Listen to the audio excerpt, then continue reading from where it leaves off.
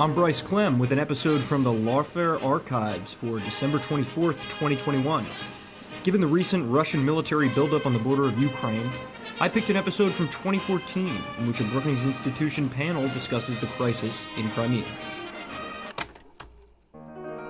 I'm Cody Poplin, and this is the Lawfare podcast, August 23rd, 2014. That was Senior Fellow Clifford Gaddy of the Brookings Center on the United States and Europe. Earlier this week, the Brookings Institution hosted a panel on Russia's place in the international order in light of recent, more aggressive turns in its foreign policy. As the crisis in Ukraine continues to evolve, the United States is seeking to isolate Russian President Vladimir Putin. But what is his ultimate goal? Is Russia attempting to free itself of the Western-dominated world order? And is this a new Cold War?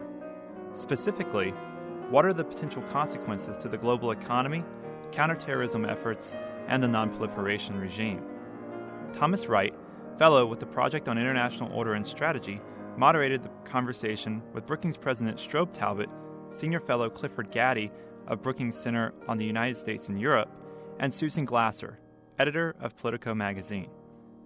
It's the Lawfare podcast, episode number 88, Russia Breaking Bad and the Future of the International Order. Thank you. My name is Tom Wright. I'm a fellow at the Brookings Institution. I would like to welcome you all here today for an event on Russia and the future of the international order put on by the Brookings Foreign Policy Program. Thank you for joining us here at Carnegie as our folk auditorium at Brookings has been renovated over the course of the summer. We're gathered here today, I think, at a very sort of important point, not just in US-Russia relations, but also in Russia's relations with the international order. The idea of partnership and cooperation with Russia, which really have been a defining feature of Western policy toward Russia in the 1990s and in the 2000s, has been replaced with talk of isolation, of sanctions, and of confrontation. That has occurred at a time when it's not just a bilateral relationship. The entire world is interconnected in an international order through the global economy, through transnational problems and common interests like tackling climate change and counter-terrorism. And so what we really want to do today is to try to look at the larger picture to see what Russia's place will be toward the international order and what the order and the Western response will be toward Russia over the next 5 to 10 years. Looking to other parts of the world as well, we want to ask, what is the role of the BRICS in this new era? Recently, we saw at the BRICS summit in Brazil, where Putin was embraced by the leaders of the other BRICS. Is there something of a divide opening up in the international community? We're joined by a terrific panel here today to discuss this. Strobe Talbott needs no introduction to anyone here. He's president of the Brookings Institution, the author of several books in Russia, and the author of an article today on Putin in Politico Magazine, which I recommend to everyone, which was edited by one of our other panelists, Susan Glasser, who's editor of Politico Magazine, also the author of Kremlin Rising, co-author with Peter Baker of Kremlin Rising, and a former Washington Post bureau chief in Moscow. And Clifford Gaddy, who's a colleague of mine at Brookings, a senior fellow at the Center for US and Europe, and co-author with Fiona Hill, most recently of Mr. Putin, Operative in the Kremlin. And I believe that that's coming out early next year in a new edition with new added chapters. So it's a reason for you all to go to Amazon a second time. There's, I believe, quite a lot of new material added over the last few months for a second edition, which will be available soon. So we're going to open up with a conversation with the panelists, and then after about an hour or so, we'll open up to questions from the audience.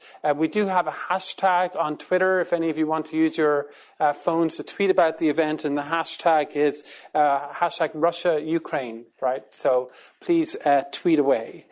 So if I may, Strobe, if I could start with you and ask you, with Russia breaking bad over the last few months, what does that mean for the international order and for international cooperation and for many of the things that we've taken for granted over the last 2 decades? Thanks, Tom. And since there are three of us from next door at the Brookings Institution, let me just reiterate our appreciation to Jessica Matthews, my counterpart here at the Carnegie Endowment, and also put in a plug for the terrific work that Carnegie has done over the years, globally, but particularly with regard to what was once the Soviet Union and Russia. And of course, it has a particular contribution to make as a result of the Carnegie Moscow Center. All of us rely very much on what comes out of both this building and that building in Moscow. I just make a couple of points at the beginning that I suspect will play into the conversation among us and then when all of you join in.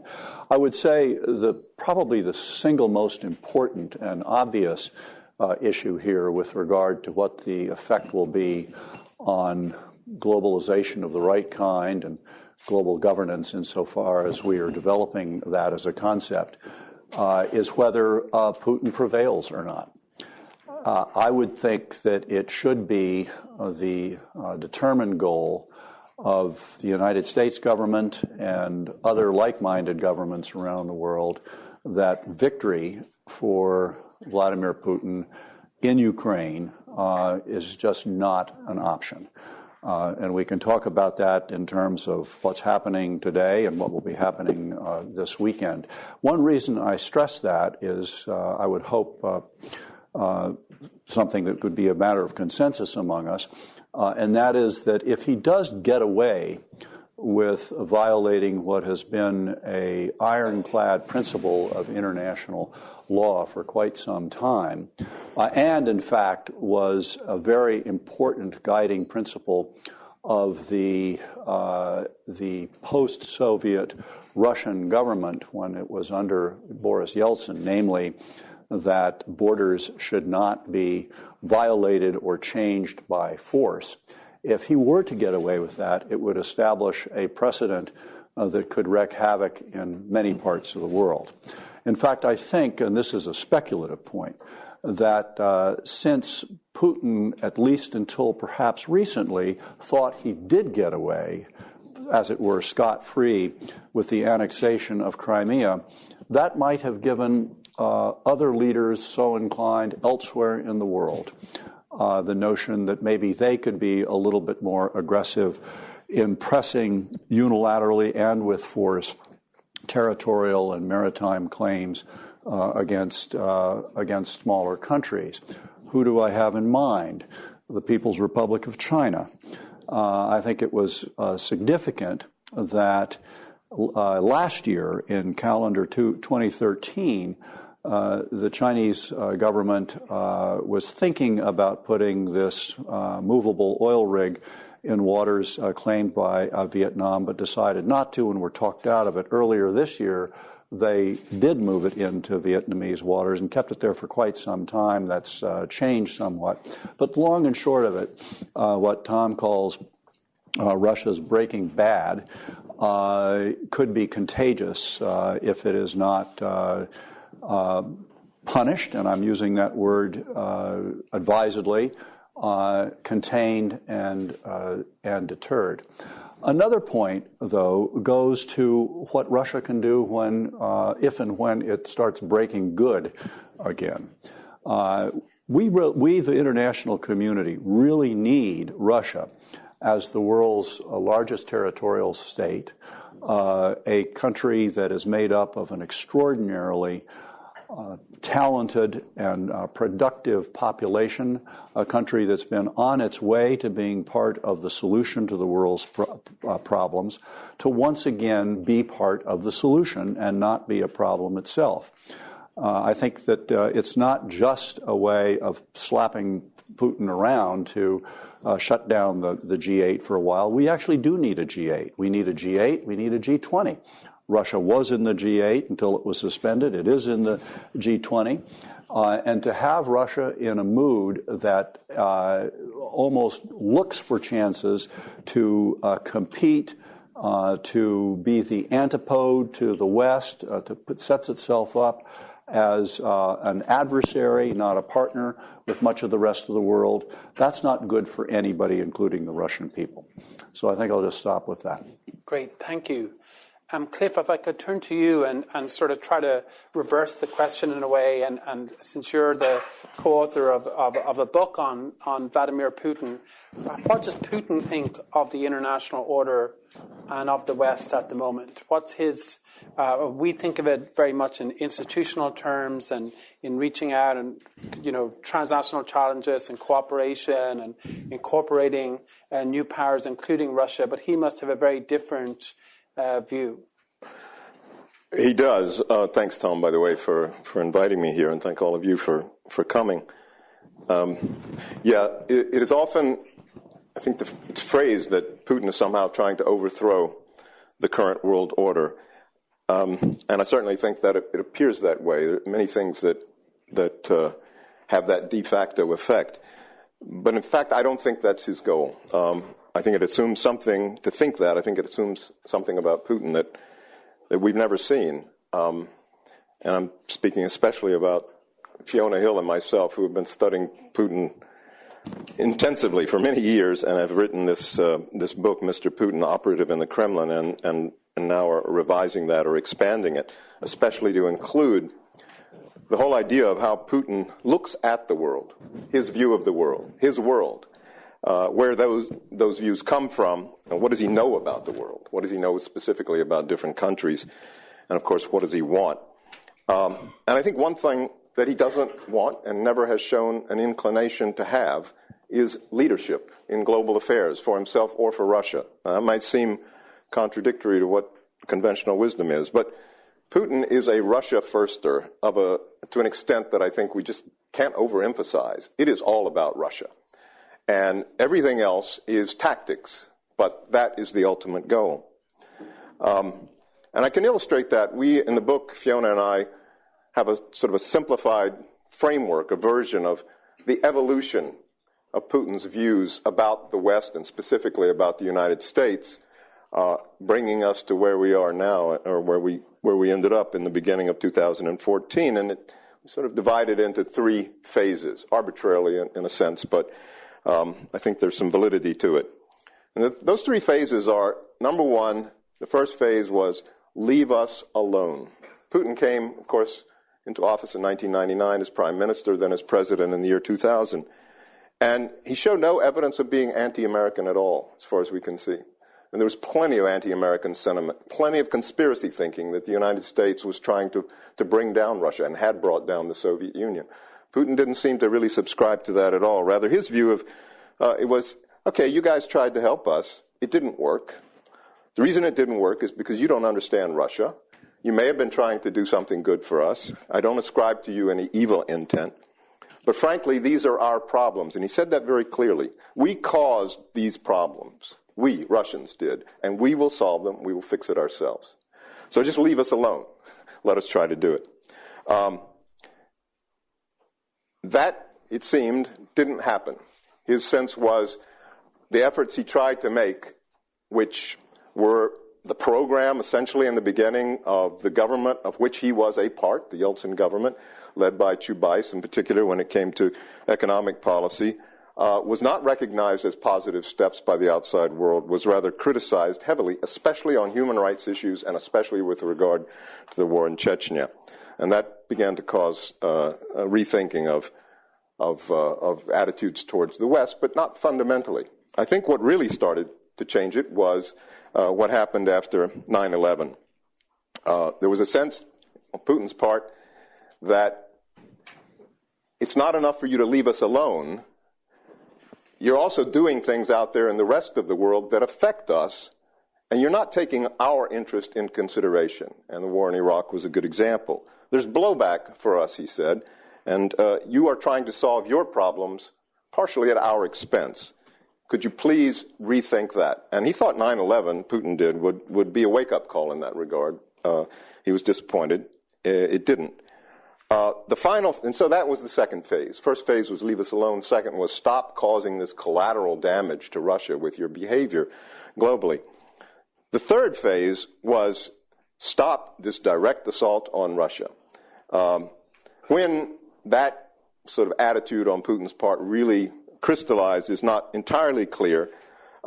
Certainly, the events of December 2011, after his announcement of coming back as president and the protest, the White Revolution. This was, in a sense, I think, a kind of a last straw, but there were preliminaries to that. His speech in Munich in 2007, the Georgia War in 2008, and then, of course, the effort with the tandem and the reset and so forth. But it is clear that in 2012, the election is held in March. He's back in office in the middle of 2012. 2012, the rest of 2012, and certainly 2013, seems to have devoted to more or less quiet preparations for what transpired in Crimea in 2014. Now, why do I say all that? Because I think that this gives us insights into what he really wants with the post-Cold War order, the international order. And it's basically to reverse these three phases in a way, in the sense of urgency. Obviously, the most urgent thing is stop this encroachment, stop the NATO enlargement, moving right up onto our borders, stop the missile deployment that's right on our borders, stop these efforts towards regime change, as he sees it, stay out of Russia, and cease this war on Russia. The second is this collateral damage issue. You have to realize that it's not what you think you are doing and what you say you are doing and what your intentions are that define for us our security interest. Only we can define them. You cannot tell us what is a legitimate security interest. You say NATO enlargement is not a threat to you. You say deployment of anti-missile systems on our border is not a security problem for us. You say that. We have to say that, not you. And essentially, he's asking for a veto on some of our decisions. Now, thirdly, though, how about the international order? I think basically Putin is perfectly happy that the United States essentially be the leader of the international order. Let the United States make the rules. You can definitely enforce the rules. I think his attitude towards the U.S. is you're very welcome to be the policeman. We certainly are not going to be the world's policeman. But there are only two criteria or two qualifications to that. We have no problem with all of that as long as there is no blowback to Russia. And we will say and have the right to essentially veto actions that we regard as threatening to us. And second, I think this is important, he's all for a rules-based order. Everybody should obey the rules, except when he decides it's in his interest not to obey the rules. And he says, that's what you do, that's what the U.S. does. We just want that same right. That's making it very simple. It's also making it very crude. Diplomats would never sort of portray it in those terms. But that's my sense of what Putin is really looking for in the international order.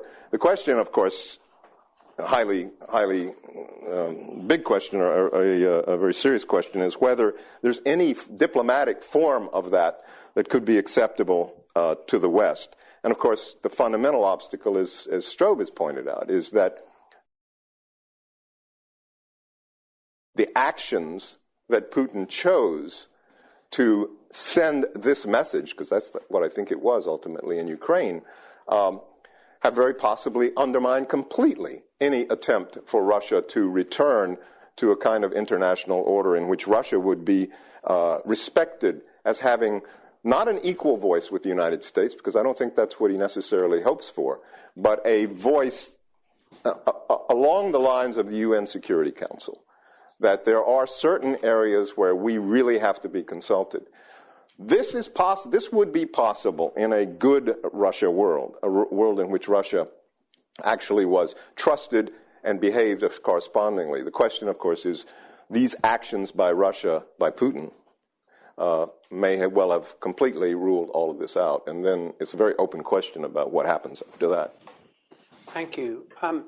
Susan, when President Obama spoke a couple of weeks ago on the sanctions, he said, the sanctions are working because they're having an impact, but he acknowledged that they weren't changing Putin's behavior. And so we seem to be in a pattern where, the United States and Europe is responding in a tougher manner, and Russia is doubling down in its own bed of sort of aggression in eastern Ukraine. If I could ask you, where is this headed? I mean, is there sort of are we headed into a new Cold War, 2.0 in a different way than the past, but that's where we're going? Is there any chance of a renormalization where Putin's Russia will be a partner, at least in some spheres, for the West? Well, thank you so much, Tom. I think that is sort of the right question to ask, because it begins and kind of ends with the question of Vladimir Putin, as both Strobe and Cliff have sort of pointed out. I think that is the right starting point, because it tells us something about Russia's political system right now, and what we make of Russia's political system, where Putin has been and where he's headed. Unfortunately, it is a system that is very much dependent on one person, and in many ways, watching the arc of that, as Cliff and Fiona chronicle in their book, suggests that it's worthwhile for us to go back and reinvent Kremlinology for the 21st century, because I think the story of Putin suggests that we're headed not for a Russia scenario of breaking good, but that we may not even be yet in the worst case scenario. There's an old joke, right, that in Russia even the past is unpredictable, and so it gives us all leave to go back and rework our narrative to suit the facts as they have unfolded in recent months. But I think this basic question of did Putin start out as fundamentally anti-Western? Has he just gotten there? Did Putin start out with the goal of restoring the Soviet Union, or, as the old Russian saying has his appetite grown while eating, and he's had the ability to make more aggressive and assertive moves now than he did, say, a decade ago, early in his tenure? To me, that's been one of the interesting things of watching this drama from the beginning. And I was really struck in Strobe's terrific piece this morning, which I recommend to all of you.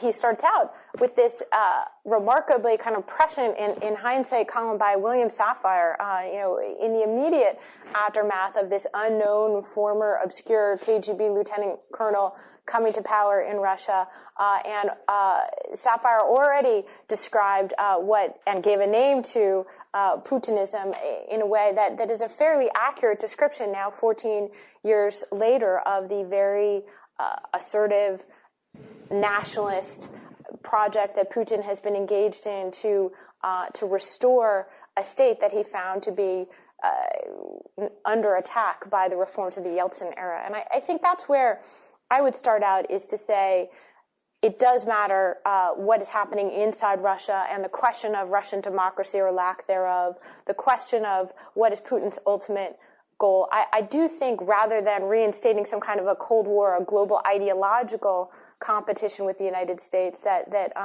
Cliff is absolutely right to focus on the question of Russia and what's going on inside Russia as always having been the top priority for Putin. I think restoring what he saw as the disastrous instability that came as a consequence of the breakup of the Soviet Union, that clearly was what his advisors told us when we worked on our book was Project Putin.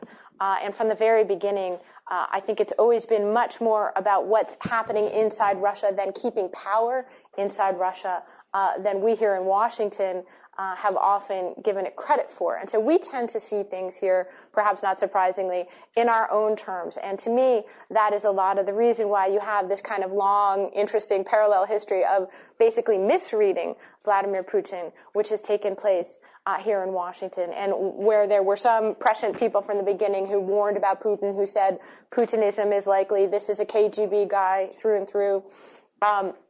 Of course, there were many alternate strands and different points of view, and the majority narrative, certainly, when I arrived in Moscow to begin covering Putin's first term in office, the dominant narrative here in Washington was not, this is a bad guy from the KGB. It was, okay, well, he's a bad guy, but remember, we looked into his soul. We can do business with him. He's got these Western reformers in his cabinet. It's an economic project. It's, of course, we want stability back in Russia, so what's wrong with that? That was so the dominant narrative, and it really wasn't until largely the arrest of Mikhail Khodorkovsky, who was at the time Russia's richest man and the head of the Yukos oil company, that narrative began to change. What I would say is that, the danger is certainly there were always people who understood that a rollback of democracy was part of Project Putin.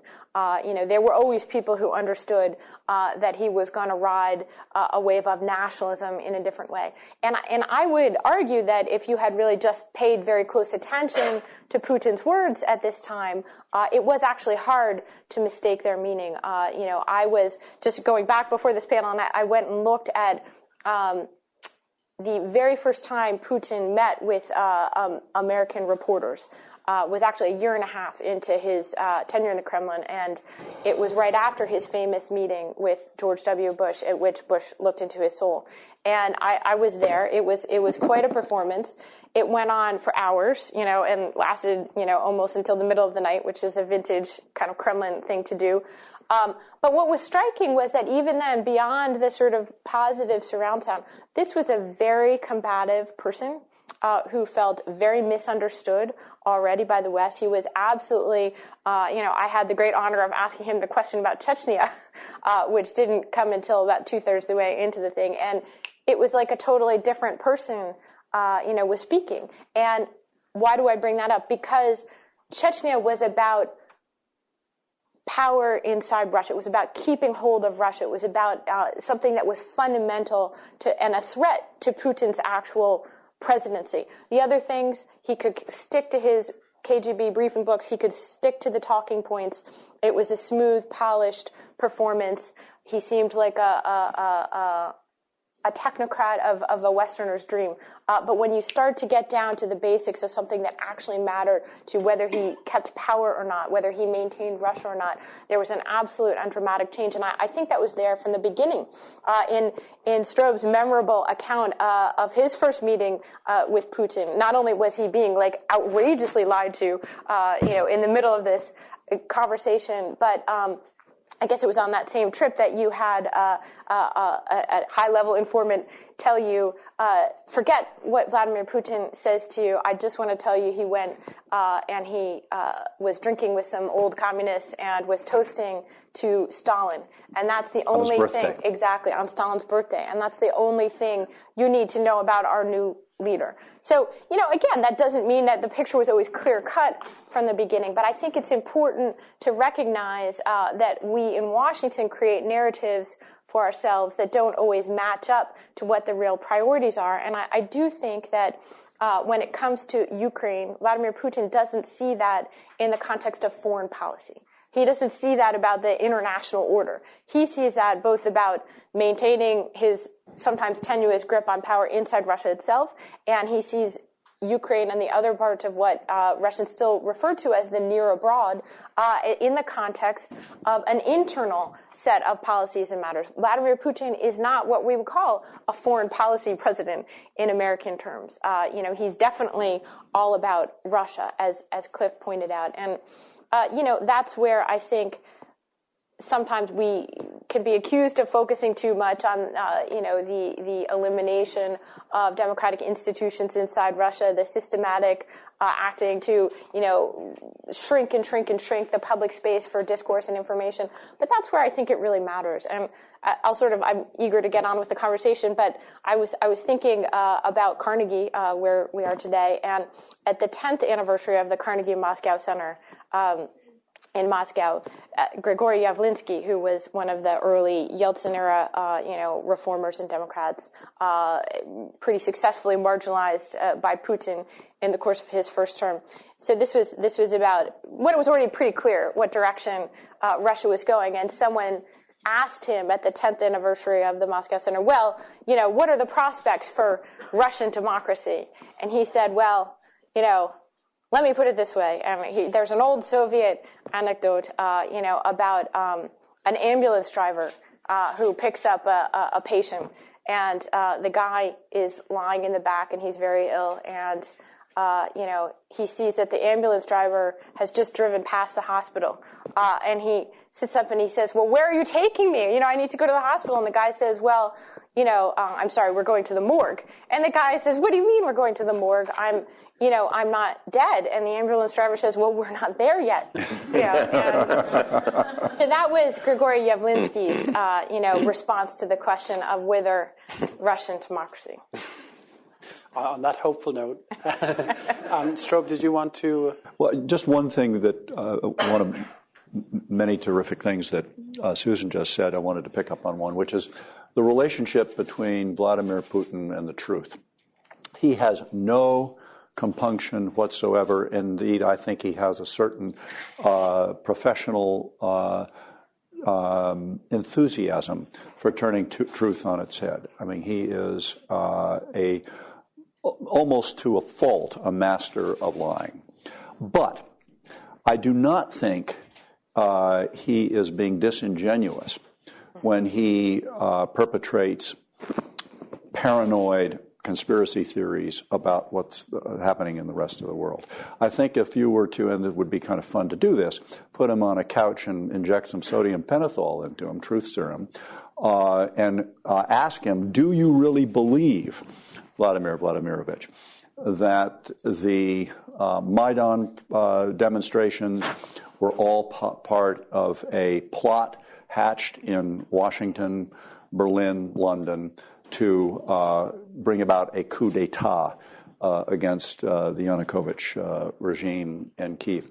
He would say yes, and the lie detector would show him to be telling absolutely the truth. So he perpetrates untruths, and he believes in untruths.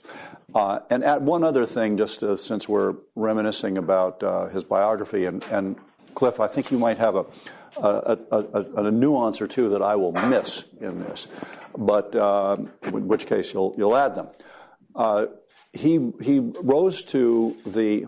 This is in no way disrespectful of lieutenant colonels, if there are any in the room.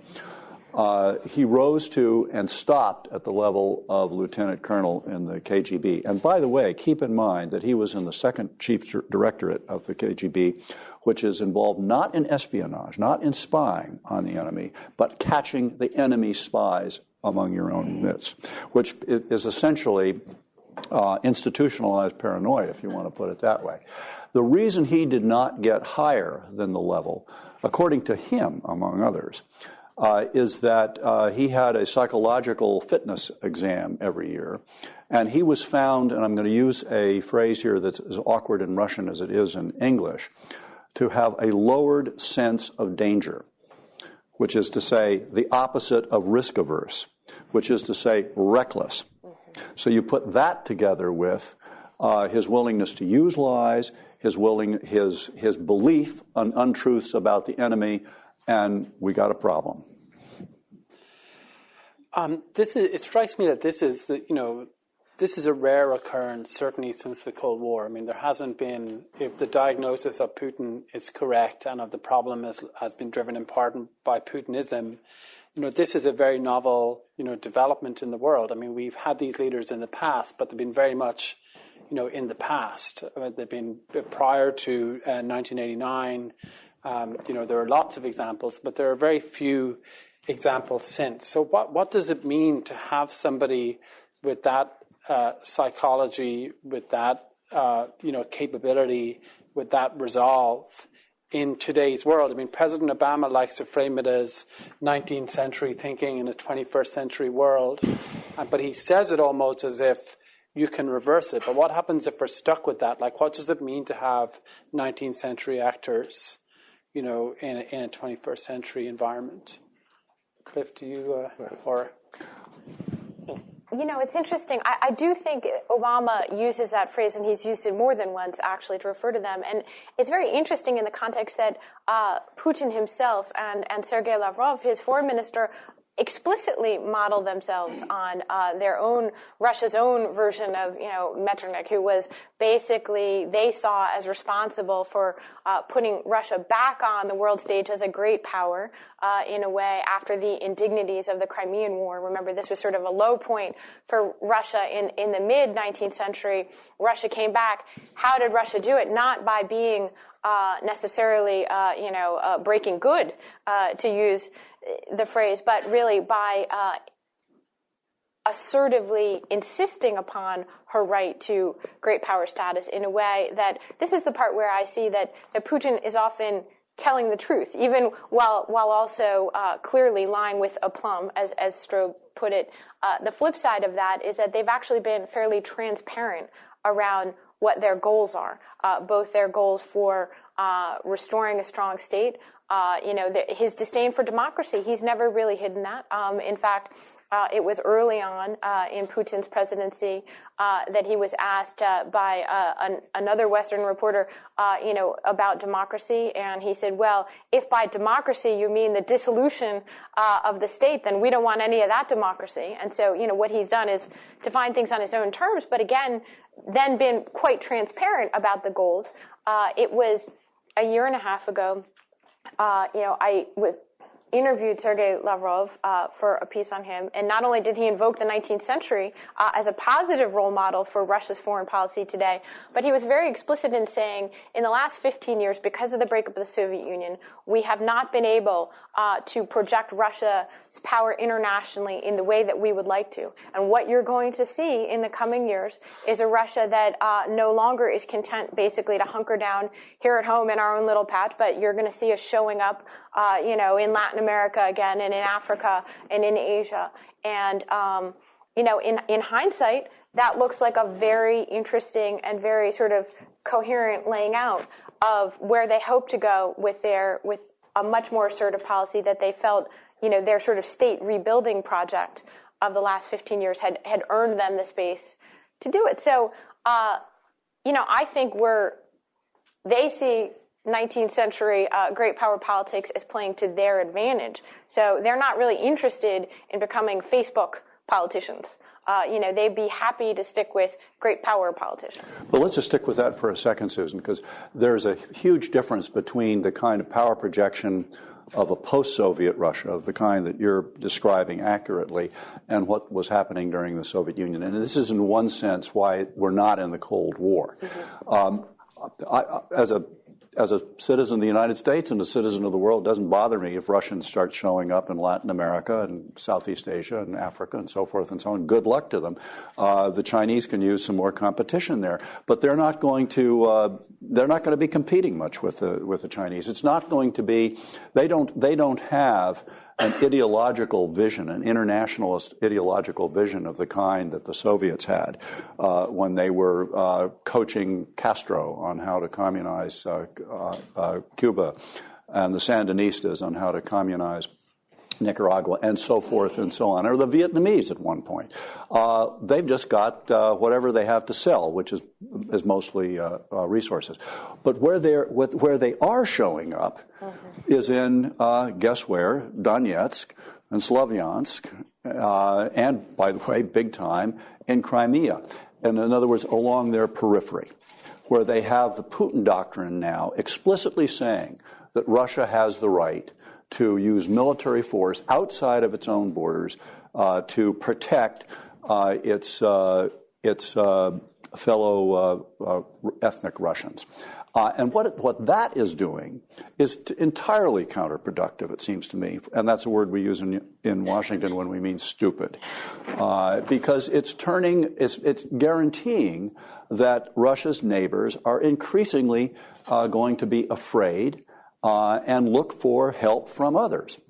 In other words, it's, the old line about some paranoids have real enemies. Russia is a paranoid state right now, or has a paranoid system that is making its own enemies on its own periphery.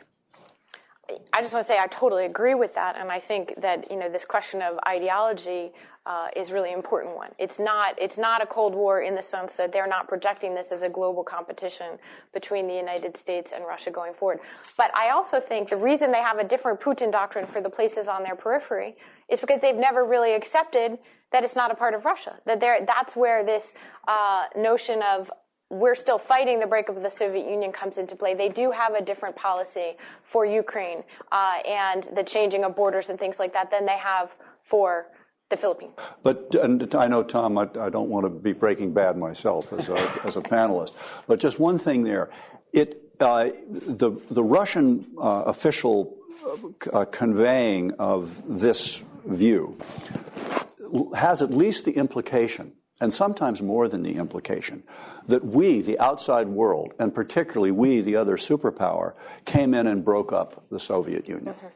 We didn't do that. They did that. The people of the Soviet Union did that.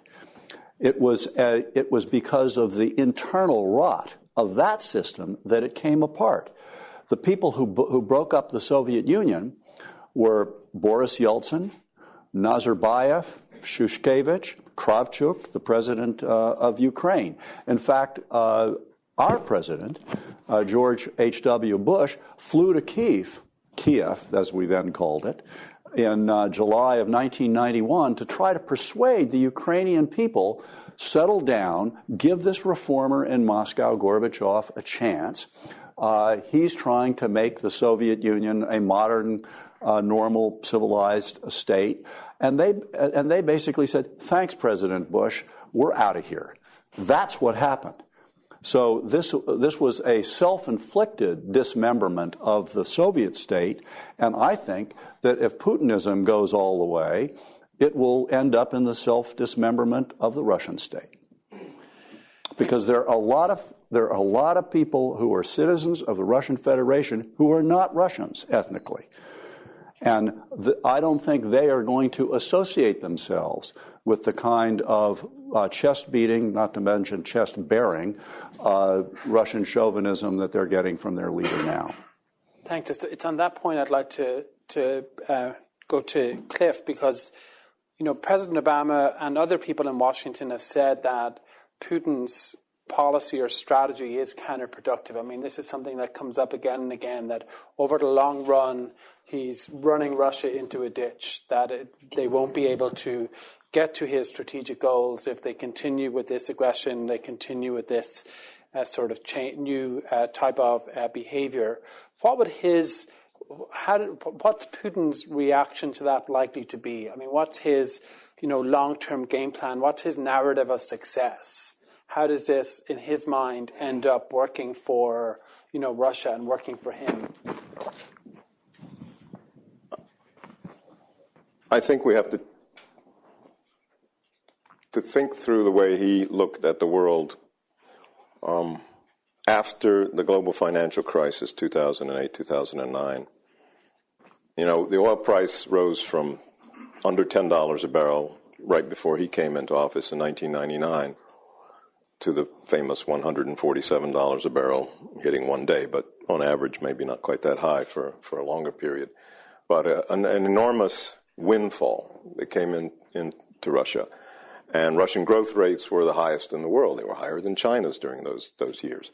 I think he kind of got carried away with this notion that this is the Russia that he's ruling, and his system is going to take advantage of that, and Russia is going to be this incredibly high-growth economy.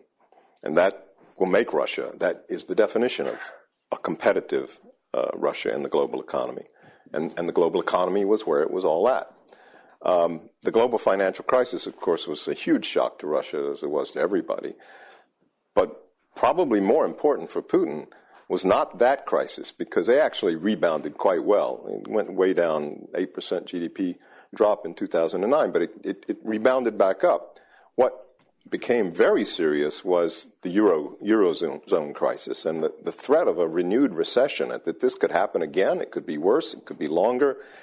And I think that at that point, Putin started to rethink things and pull back. And essentially, if I put it in simple terms, decide that the winners in the global economic competition are not going to be the ones that get these super high growth rates when everybody is growing, when the world is great. It's going to be the ones that best can resist, best can survive in these negative shocks to the global economy. And already then, this is well before sanctions or even a hint of sanctions, he began policies that were designed to make the Russian economy more robust to external shocks.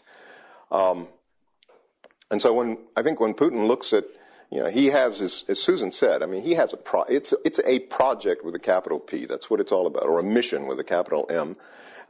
And it's messianic. It's Susan mentioned about his determination in Chechnya from the very beginning, and he even writes in this autobiography or scripted autobiography or interviews from 2000 in the first person. It's called in English, which is still probably the single best source about the way he thinks and where he comes from. He said, dealing with the Chechnya problem, with the North Caucasus problem, preventing the collapse of Russia the way the USSR collapsed, that's my mission. That's my historic mission, he said. Oh, you may think that sounds, pretentious to call it historic, but I really believe that, he said. It's my historic mission, and I'm willing to sacrifice my career if I have to, he claimed. I think that's interesting. The whole thing is for him a big project, and that project is strategic. It is long term. I'm thinking about his mind. I'm not saying whether he's right or wrong, whether, the people who say that he's leading Russia down a completely dead-end, wrong path, it's weakening Russia, not strengthening Russia, and so forth. I guess if you take a long enough view of history, you can always say that because we won't be around to make the judgment. But certainly in the shorter term, contrary to what you might think, he's actually been quite successful in a lot of these initiatives. And he continues to amaze me, continues to surprise me. He surprised me with these sanctions against food imports from the United States, from the EU, United States, Canada, Australia, and Norway, being portrayed as a retaliatory measure against our sanctions against Russia. That's the secondary. That's not the real reason. The real reason was this was an excellent opportunity to introduce protectionist measures for the Russian food industry, which had been devastated by imports. Food imports into Russia had risen by 6, 7, 8 times since 2000. Meanwhile, its own domestic production had barely increased at all. I mean, a moderate, very modest growth. So the whole Russian food industry was being wiped out by imports. Russia is a member of the WTO. You can't go around introducing these protectionist measures, even if you consider it in vital national interest. But now he's got a great handle, and this is what he's doing right now. And it's perfect because people talk. I've read articles in the Financial Times or elsewhere about how Russians are going to suffer as consumers because they'll have to find Russian substitutes for foreign imported foods. They love that stuff. That's just a great line. All Russians can now show their sacrifice by eating, as Anatoly Chubais, of all people, said in an interview yesterday, say, sanctions don't bother me. Says, I'll eat buckwheat, that stuff they eat, that kasha. Well, I'll eat buckwheat groats, if I have to. So they don't bother me. So I think that, Putin is often more resilient than we sometimes give him credit for. It seems like he's blundering from one thing to the next, but I tend to think that he is a strategic thinker. And, of course, the advantage he's got with an economy that's 1/10 the size of all the adversary he's got lined up against him, is able to take advantage of the fact that he is an autocrat. He doesn't have to answer to a party. He doesn't have to answer to a parliament. He doesn't basically have to answer to his people. He can make the decisions. He has no Politburo even. And that ability to make decisions with his huge popularity ratings right now, they'll never last. They never do. They're 85, 86% approval ratings. But, they're there right now. So I think it would be a mistake to underestimate Putin. I'm not saying that this is all going to continue, but it's probably better to think about, give him the benefit of the doubt that he knows what he's doing and err in that side rather than to underestimate him and think that the country's falling apart, it's all fragile, he'll never, he's just leading the place down a dead end in the short term, maybe in the long term, but by that time a lot of damage can be caused and we can make a lot of wrong decisions. And our confrontation with Putin through sanctions and so forth are already very dangerous. They're having some real negative effects, and if this continues, we'll have further ones, not just for the global economy, not just for possibility of trade wars, not just ultimately down the line for the unity of the Western alliance. Wait till it really starts to bite.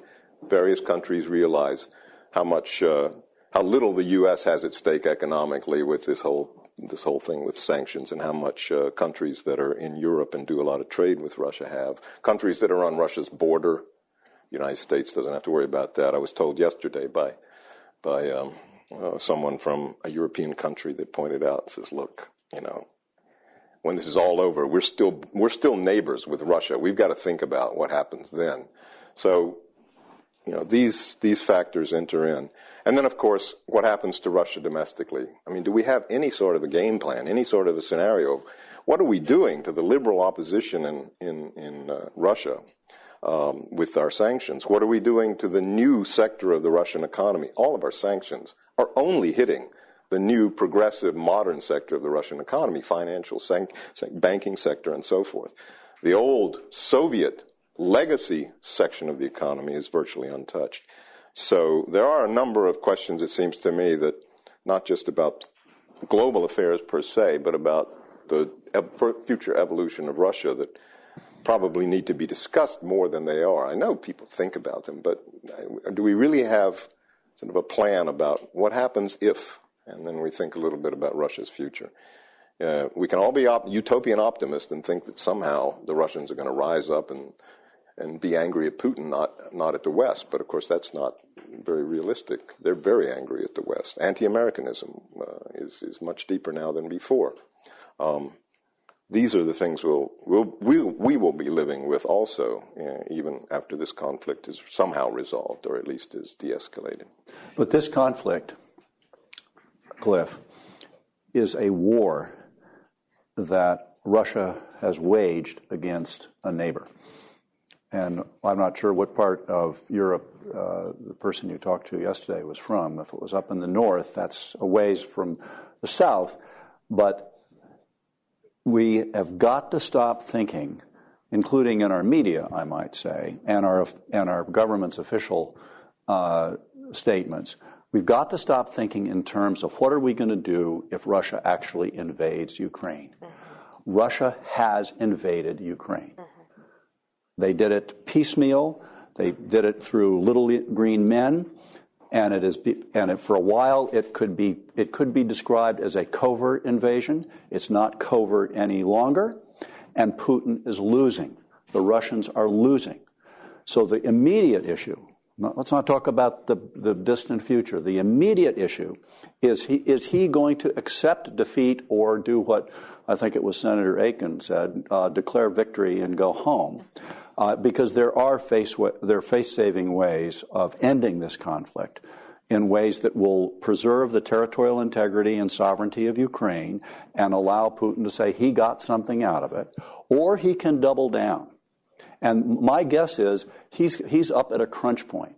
In the next week, this is Guns of August type stuff. The guns are already firing. It could go one of two ways. Either an all-out, really serious war in Ukraine, which will be devastating to Ukraine above all, but very devastating to Russia and will be a real test for the alliance, or he can back down. And I think we have not wasted our time to talk about his biography and what we understand to be his political personality. He doesn't strike me as somebody who backs down.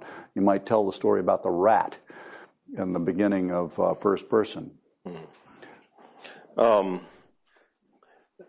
I don't think he's going to invade Ukraine. He identified with a cornered rat. Yeah. No, he said, I understand what it's like to be a cornered rat. He was growing up in the courtyard. Right. He was a rat understander, the way some in Europe are Putin understanders. The new Kremlinology. Right.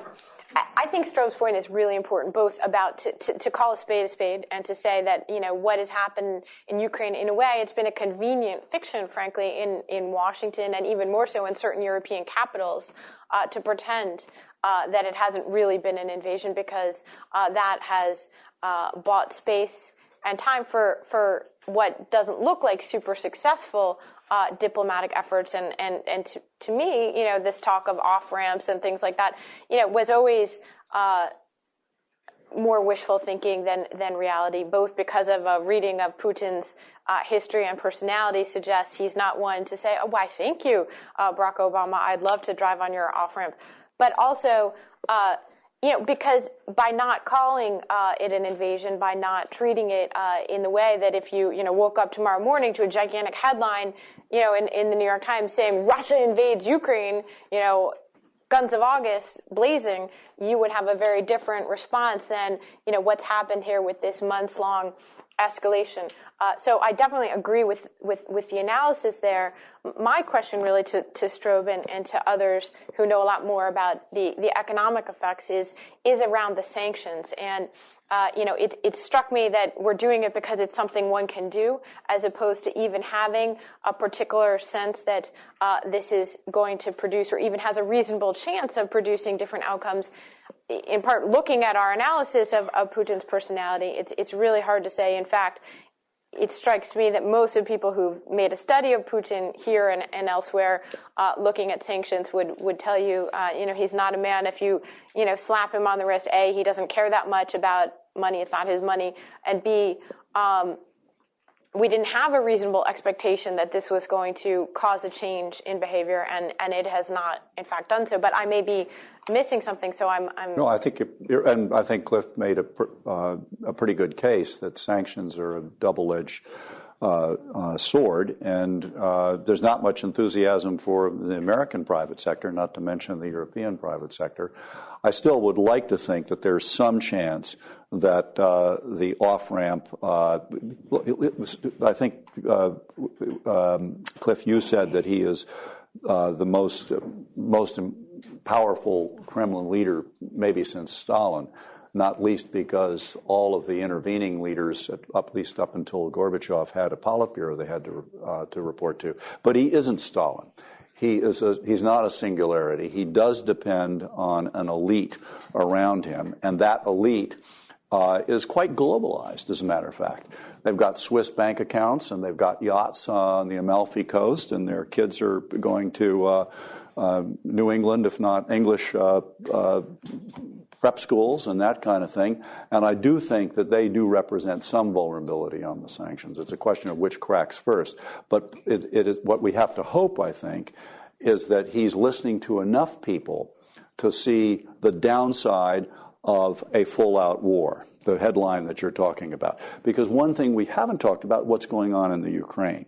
And one of the things that will be going on in the Ukraine, if Russia moves in with regular troops and basically takes back over those three cities in the east, Donetsk and Luhansk and Slavyansk, and maybe Odessa at some point, then Russia is going to be finding itself fighting an urban insurgency. Hello, Afghanistan. Very different from Afghanistan, but that didn't turn out very well.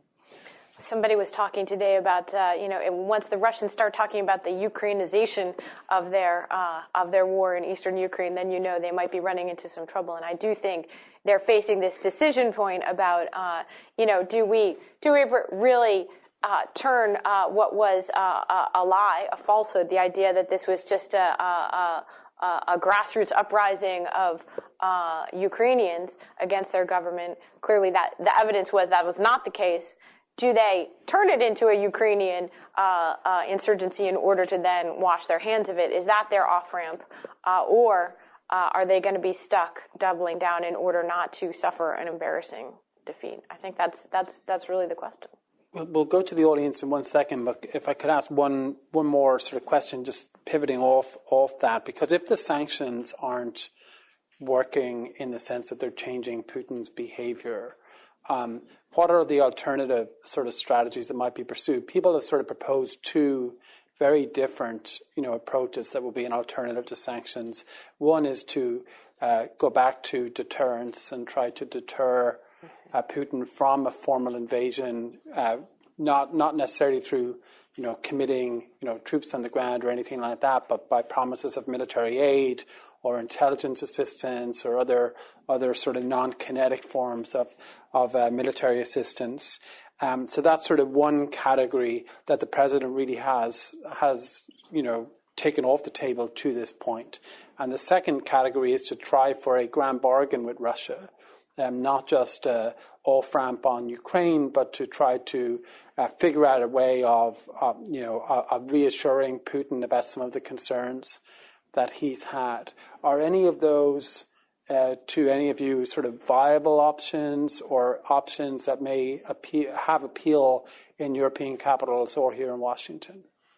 I mean, just quickly, because I want to hear what everyone else has to say. On the latter, I would say there's zero chance of that. Barack Obama has made it very clear to, his advisors and to other interlocutors that, he's done with Vladimir Putin in terms of, there's not going to be any more resets, that for the remainder of Obama's presidency, he's not going to be searching for a grand bargain. He has found Putin not to be a reliable partner with whom he would waste his time. So I don't think that's a viable scenario. And one of the other options, Tom, that you rightly identify, and I think would be welcome in Moscow, should be absolutely anathematized.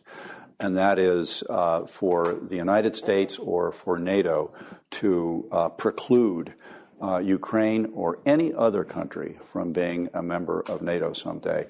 And by the way, there's some extremely, not just respectable, but highly revered figures in this town. Henry Kissinger, Zbigniew Brzezinski, both of whom have floated this idea. Just as we've had a couple of disagreements on this panel, we can disagree. I think it would be devastating to do that.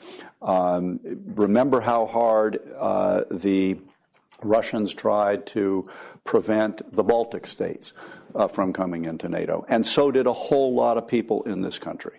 There were times when I felt like I was the only member of the Council on Foreign Relations that was in favor of NATO enlargement back in the 90s. If Latvia, Lithuania, and Estonia were not in NATO today, this is a counterfactual, so you can't disprove it, and I can't prove it.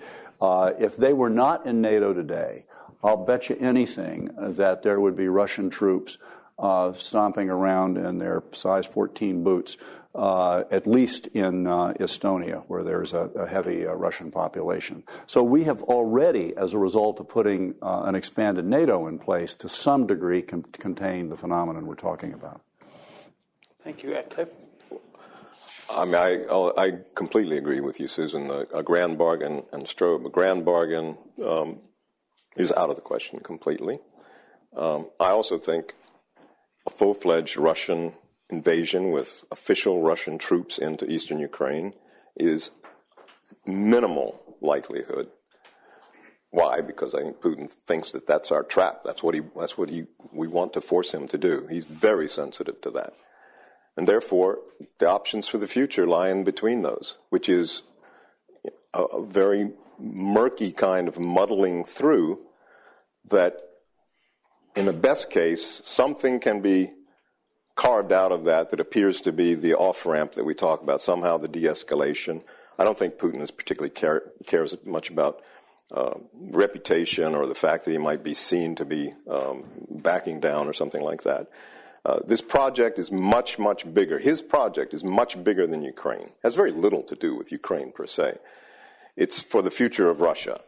And his repeated statements that historically Russia today would be a great nation, as populous as the United States, as powerful as the United States, if over 100 years ago Russia had not continually been drawn into wars and revolutions.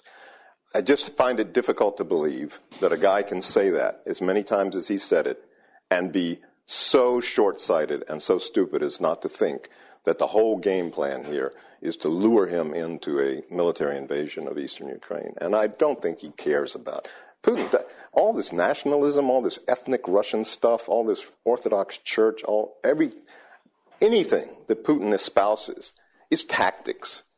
I don't think he believes any of that stuff necessarily. It would be interesting to put him under the sodium pentothal and see whether he believes any of that stuff that he spouts. I think all he does is believe in Russia. And if you leave Russia alone and don't undercut Russia, Russia will just be great. It's a great civilization. It's a great history. We're a great people, blah, blah, blah. We have values. We have this duchovnost. We have this spirituality. It's very mystical in that sense, but it's all about Russia. And, I mean, maybe I'm completely wrong. Maybe he turns to invade eastern Ukraine, but I don't think he will. I just don't think he'll. I think that's the last thing he would do, almost the last thing. From your lips to God's ears. Because if you're right, and I really hope you are, then it's the off-ramp. It's not our way or the highway. It's the off-ramp, Vladimir. And that could be that could be handled diplomatically in a way that would not be embarrass him in the way he deserves. That's the Geithner doctrine. That's what we wrote that paper about. Okay, I think sometimes you have to. Fairness is just, it doesn't seem fair that some people who did all of that in the financial crisis should not be punished. But if that's your concern, you will never solve the problem. if our only concern is to punish Vladimir Putin. No, I'm saying. I know you're not saying, but that's what I'm agreeing with you, right. that that's the right approach. We have to. I think the Geithner term is collateral beneficiaries. Poor Tim Geithner. He just got compared to Vladimir Putin. No, it's we, not him, not Putin. Vladimir Putin should be compared to Bernie Madoff or somebody like that. It's who do you punish? Who do you feel you have to punish? Russian name. He's the as part Lehman of the Brothers solution. in this scenario, Yeah. I think. Okay, I think we'll go to the audience. Yeah, the audience will bring us back to the if you could wait for a microphone, because this is being broadcast, if you could wait for a microphone, and then please identify yourself and ask a question. We're going to take 3 at a time, maybe. So we'll start up the front and then work back. So this lady here, and then yes, Mr. here. Thank you. So, Tara Llewellyn from J.P. Morgan Chase. You have several leader-level meetings coming up in the next 2 weeks. You've got a European Council, the U.S.-Baltic Summit, and the NATO Summit, all of which will probably include conversations on Russia. What do you expect out of those meetings? Thank you. Lady here in the second row. First, I want to thank this panelist. My question is that when we had a war, but people usually not really believe their own government's action, whether here in the United States or overseas, other countries. I just wonder if you can really elaborate just how people feel their own values, their moral values, or the way they are against other countries, whether they invasion or their own claim of freedom or democracy, or whether that is true or false. So could you really have a really good statements from the leaders, from Putin's or other Russian leaders in the now or in the history? And then we have to say the foreign policy is usually arbitrary. Thank you. And then, yes, Rob, the gentleman here. Yeah. Thanks very much. I'm Garrett Mitchell, and I write the Mitchell Report, and I want to push a little bit on something that Dr. Gaddy said at the outset, that essentially is that Putin has no interest in essentially being a world leader or a global leader, that he's a Russia firster, period. And my question is, given a fair amount that we have heard in the last year or so about Putin's interest in a Eurasian Union that would be beyond Russia and would stand as something of a counterpoint to the American model, how do we bring those two seemingly opposing thoughts together, and does that suggest that Putin's ambitions may be larger than at this point we're giving credit for? Thank you. We'll take those 3 and then we'll go back in a moment. So anyone would like to start? Susan, on the NATO meetings or on... No, just to take this last question quickly, the question was about, is Putin really focused on domestic Russian issues, Russia first, or what about the Eurasian Union, and doesn't that signal kind of a broader expansionist project? My own view, and I'd love to hear Cliff's as well, is that for him, there's no contradiction there, because he still sees Eurasia as Russia. And that, in fact, part of the Project Putin really has been to say, I don't accept, that doesn't mean that I'm going to wholesale, reconquer the Soviet Union, but he sees this in a category that is separate from the category of foreign policy. I think that he's pretty consistently spoken in different terms about the countries of the near abroad. And so to me, I do think that his goal is also explicitly to be a countervailing force. That doesn't mean ideologically per se. I don't think his goal is the same as the at least stated goal of the Soviet Union in terms of expanding communist ideology around the globe. He doesn't see it in those terms, but he does see Russia first includes a policy of restoring Russia's status as a great power in order to have an equal seat at the table with the United States, again, to the best of its ability. So to me, that's how you square that circle. Well, and not just restoring its status, but also recovering territory occupied by or populated by Russians. The phrase Russia firster depends a lot on what do you mean by Russia. And if Russia includes eastern Ukraine and Odessa and Narva and places like that, then you're back into what I think is the single biggest, the reason that we're having this panel today. It's all because Russia, this goes back to the 19th century, and I think President Obama's right to say that Putin's thinking in 19th century terms. There was this concept in the 19th century, particularly in Europe, particularly in Italy, of irredentism, which meant the use of force to expand territory on ethnic lines. And that's the big problem. Just a quick thought on a couple of the other questions. I think as to the meetings that are coming up, I don't want to put it too much in terms of the Hippocratic Oath, but it's important that they do no harm, which is to say that they do not expose fissures either transatlantic or between the private sector and the public sector. As much solidarity as possible there. And as to your question about statements from leaders, I'll say something that is in a backhanded way a compliment to Mr. Putin, the title of Cliff and Fiona's book. He tells you exactly what he's thinking. He tells you exactly what he's going to do, and then he does it. And now we have a problem. Just quickly on Garrett, on Eurasian Union, I think that whole thing has been wildly exaggerated. It is anybody who would think that this Eurasian Union of Russia, and the goal was Ukraine and Kazakhstan, essentially everybody else is secondary, and even those are secondary, that this Eurasian Union, even its most ideal form, would in any way be a counter to the European Union, is an idiot. Putin's not an idiot. Nobody could think that. So all it was, remember I described how his rethinking was about making the Russian economy robust to a global downturn, to external shocks. What Russia needs most of all to be robust is markets for these dinosaur enterprises, these companies, these massive, huge dinosaurs that were inherited from the Soviet Union, a lot of which, most of which essentially were defense enterprises. And they can't sell anything to anybody, essentially, outside their own market. And they sell it to the other former Soviet countries. They're highly integrated, as we know, with the defense industries in Ukraine and the Russian defense industries.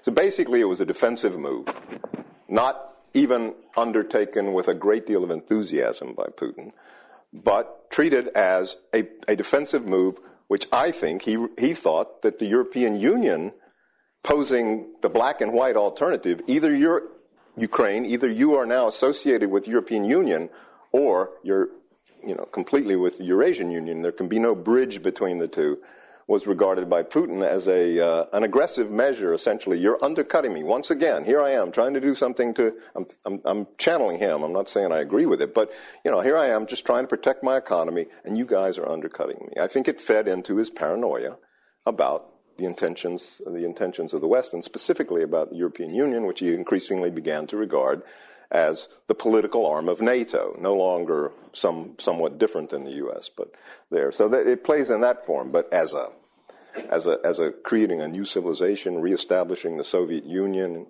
I think that's all exaggerated. Before we go to the audience again, I would just add one thing in the international meetings. An additional one to keep an eye on is the G20 meeting in Brisbane, where the Prime Minister of Australia, Tony Abbott, suggested after the downing of Malaysian Airlines Flight 17 that Putin may not even be granted a visa to go to Australia for it if he did not sort of respond in an adequate fashion. I'm not quite sure where that stands. They pull back a little bit on it, but if he does go, he'll be going, into an environment in Australia where 39 people were killed in that flight. And if he doesn't go, then will China, India, and others not go as well in a show of BRICS solidarity? So I'd sort of keep an eye on that over the next month or two. So I think if we go, Sylvie, if you could go to the middle there, and the gentleman in the suit and then the blue shirt as well. So, yeah. Thank you. My name is Igor Dunaevsky. I'm a reporter for a Russian newspaper. My question is for Cliff. You made quite a systematic analysis of what Putin priorities are and what are the messages that he wants to send to the world. And mentioned that what was done in Ukraine, the way these messages were sent, was too much. My question is, what do you think were the other options for Putin to send these messages? Because, he expressed his concerns, for example, about NATO enlargement or anti-missile system verbally many times, and some commentators said that conflict in Georgia in 2008 was sort of a wake-up call and also a strong message about Russia concerns for NATO enlargement. And these messages doesn't seem to be heard. So what do you think were the other options for him? And do you think, secondly, that West shares at least partly responsibility for all that because these messages weren't heard? Yeah. Thank you. The gentleman right in front of you. Yeah. Just gentleman right in front of you in the baseball cap. Yeah. Thank you very much. I'm Elliot Hurwitz. I'm a retired economist. And I understand that the panel has been focused on global political and economic issues. But one thing I haven't heard anything about is the demographics in Russia that Murray Feshbach and others have written about quite a bit. The rampant change in tuberculosis, the rampant use of alcohol and tobacco, and the low demographic growth of the Russian Federation and some of the other FSU republics. So if anybody would like to address that, I'd appreciate it. Thank you. And we can take one more question. So yes, this gentleman here. Rob. I wanted to just pose a quick question, Could you identify yourself? John Woodworth, I'm sorry. To bring Ukraine back into the picture. Ukraine itself tends to get lost in the shuffle sometimes. I think I'll premise the question with the thought that I think some of the political divisions in Ukraine are serious. I mean, they are serious ones. We know from the 20-year history of an independent Ukraine, they've struggled with reconciling their own internal differences and problems. I suppose you could argue that one off-ramp for Putin could be to back away from support of an insurgency in eastern Ukraine and resort to political interference and try to gain as much as possible, particularly in eastern Ukraine or southern Ukraine, as possible using political interference or influence or other forms to gain interest that it might want. So I was just interested in any thoughts the panel has on the new leadership's possibilities in Ukraine for reconciling these differences that have existed in Ukraine and I think are real, and what that portends for what the Russians and what Putin might want to do as a strategic alternative. Thank you. I'll take that last one first, just quickly. I think it's important to bring Ukraine into it, and certainly often I do find that our conversation here in Washington is very reductionist. It's sort of there's Washington, there's Moscow, there's European capitals, and oh, by the way, there's Ukraine on the territory on which this is all playing out. I think that what you described, though, the strategy of political interference in Ukraine, in effect, is the strategy that Russia has had, especially since the Orange Revolution in 2004 in Ukraine, of active political interference and destabilization. Remember that this entire revolution and the people coming to the Maidan was a response to the failed attempt by Russia to buy the previous government of Ukraine's acquiescence in turning away from the EU accession deal. That was a $15 billion bribe from the point of view of Moscow that went bad. And they felt that they had invested an enormous amount of money in manipulating the political process in Ukraine to suit their ends, and that this represented the sort of infuriating failure of that political strategy. First of all. Second of all, it's not either or when it comes to Russia. I think it's pretty clear they're pursuing a strategy of both political, military, and economic destabilization throughout eastern Ukraine, and they are already trying to do that. They have not proven to be super successful in that effort so far, but I don't see them as picking up one in lieu of the other, but that this is a part of their playbook there. And then just quickly on the question about NATO enlargement and, wasn't this a rational response on the part of Moscow, and what else could Putin possibly have done? I mean, that's such a distorted narrative of history. It's hard to know where to start there, but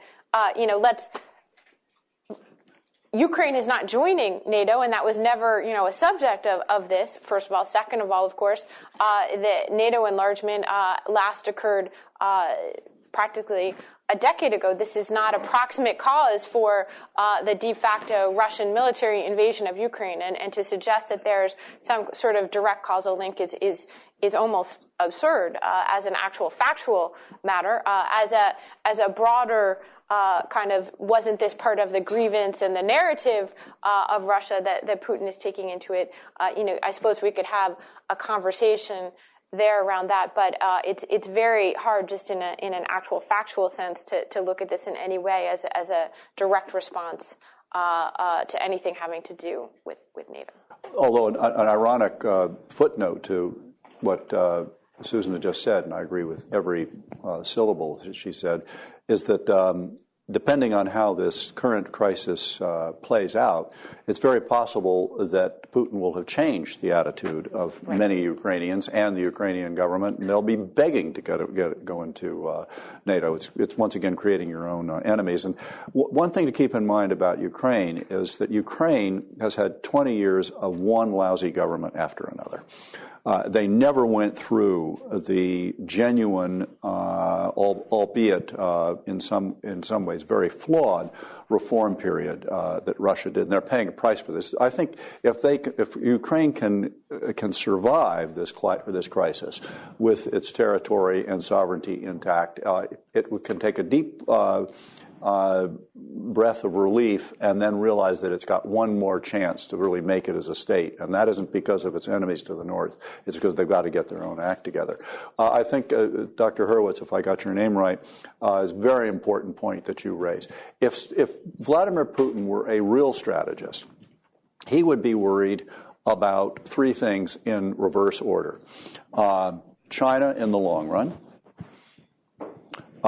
the rise of political Islam in the South, number two, and most of all, what I call the pogo factor.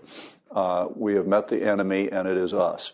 And the most dramatic and vivid manifestation of that is the demographic time bomb, which is you have very correctly characterized. The Russians, Slavic citizens of the Russian Federation are in deep negative growth rate. Life expectancy for Russians, Slavs, particularly males. If I were a Russian male, I would be dead 7 years ago. And a number of my friends died at the age of median male longevity. That is a huge problem, and it's part and parcel of what Russia is not doing, and that is becoming a normal modern state. That is a subtext of a lot of public opinion in Russia now that just is not being heard because, among other things, Russia no longer has a free and open media. And I think the first question was directed to you. Yeah, I can answer. The second question, that's a topic of eternal focus, this demographic crisis in Russia. I wrote another book together with another co-author, Barry Ickes, last year as well, called Bear Traps on Russia's Road to Modernization. And we have a chapter in there about human capital, about demographics and human capital, health and birth rates and so forth. We kind of debunk some of that, so it might be of interest to read that about the alleged crisis. On this question directed specifically to me by the gentleman from the Russian newspaper, I'm kind of in the same boat as Susan. I think Putin has a distorted view of the world. He has a distorted view of the United States and its intentions. It's not that everything we've done has been perfect, and I think we do suffer from this idea that everybody should automatically assume everything good about us. You can't do that. You've got to act, and you can't be hypocritical. We have a lot of problems in that regard. But what Fiona Hill and I do in our new edition of the book, what we're doing, is trying to really delve into what is Putin's view of America, the United States. Where did it come from? What is it? And what you find is that it is very distorted. And we try to be as objective as possible in that regard. And therefore, to try to give an answer to what would a person with an incredibly distorted perception of circumstances do in contrast to what he actually did. For me, this is so much hypothetical, counterfactual, that it doesn't make sense. And on the question of respective guilt for all of this, I hate those discussions. I mean, I hear it both from the Russian side, I hear it from the American side, about who's really to blame for all of this. And I think it's fruitless, and it's especially fruitless in going forward if we really are trying to solve this problem. I'm all for just, look, I don't care who screwed up. Look, we got a real problem, and it'll get a lot worse in the future if we don't solve it. So let's just solve this problem. We can worry, the historians can worry about who was guilty and who deserves to be punished but wasn't, and so forth. I think the real problem is, what are we going to do with the population of Ukraine if this continues? Susan, you suggested Putin hasn't been, or the Russians haven't been successful in, I don't know, undermining Ukraine by other means than military. I don't even think they've begun to use the weapons they could use. That scares me. What they could really do to Ukraine, economically, not just politically, if they chose to do it rather than military force. That's another reason why I tend to think that a full-scale military invasion of Ukraine wouldn't make any sense. There's a lot of other ways, unfortunately, that Russia could destroy Ukraine, and there's no way we could protect Ukraine. Even if Russia, Barry Ickes and I wrote an article about this, if Russia were just to walk away from Ukraine, don't do anything to Ukraine, just walk away, pretend it never existed, we could, in the West, never support Ukraine, the Ukrainian economy. It's so dependent on Russia. Russia subsidizes that economy to the tune of $5, maybe $10 billion a year. And so Ukraine's future depends on Russia. And it's just a simple fact. Ukraine will never be a free, democratic, and flourishing country until Russia is at least moving in that direction. That's just facts. And to think that we somehow can develop and protect and make a wonderful society and country out of Ukraine without moving Russia in the right direction, I just think that's utopian. Any thoughts on sort of the assistance to Ukraine and whether or not, I mean, that's often held up as I think Michael McFaul had an article about this about a week ago where he said the real challenge was to support Ukraine. But if what you said is right, then that's actually not shouldn't be the strategic objective because it's destined to fail. Yeah, I think Cliff is making some really important points with this. And just to be clear, Russia, my point was that Russia had tried not the negative version, although they've done some versions of that before, but that they felt that they had purchased, the Ukrainian government before and had already invested significantly in distorting the Ukrainian political system, it didn't work to their full satisfaction. And so now you're right, it's a very grim scenario, not talking about the Ukrainian dependence on Russian energy supplies, Ukrainian food, the economic issues. I think it's right to say that anything that the United States and even Western Europe were to offer Ukraine would in no way replace it. They're not even considering the possibility of anything that could come close to doing so. Well, I know we're pretty much at the end. I just add one point, which I think is in the same spirit of what both Cliff and Susan have said. I don't think there's a danger that Russia is going to completely blockade or walk away from Ukraine. And it's kind of the flip version or the other side of one reason why so many Russians, that is, citizens and leaders of the Russian Federation, want to be in Ukraine. The bonds between these two countries are beyond those of mere neighbors. Ukraine is the cradle of Russian civilization, as we all know, Kievan Rus and all that. So many Ukrainians have relatives in Russia. So many Russians have relatives in Ukraine, that we just have to hope that somehow this very dangerous situation plays out in a way so that Russia and Ukraine regard each other as relatives, rather than Russia insisting upon treating Ukraine as an amputated limb, that where Russia can still feel the phantom pain and keep trying to, I'm losing my metaphor here, sew it back on. If they can just be not just neighbors but relatives, that would be the kind of political and philosophical space in which they could get past what's going on between them now. And let's just hope they survive the next week. Thank you. Well, thank you to Strobe, to Susan, to Cliff, for Carnegie for hosting us here today, and to all of you for coming. And with that, we're out of time, unfortunately, and so we're adjourned. The Lawfare podcast is produced in cooperation with the Brookings Institution. Our music is performed by Sophia Yan. And as always, if you enjoy the Lawfare podcast, please help spread the word and promote it on your social networks, Twitter, Facebook, email, and in any other way you can. We'll appreciate it greatly. Thanks for listening.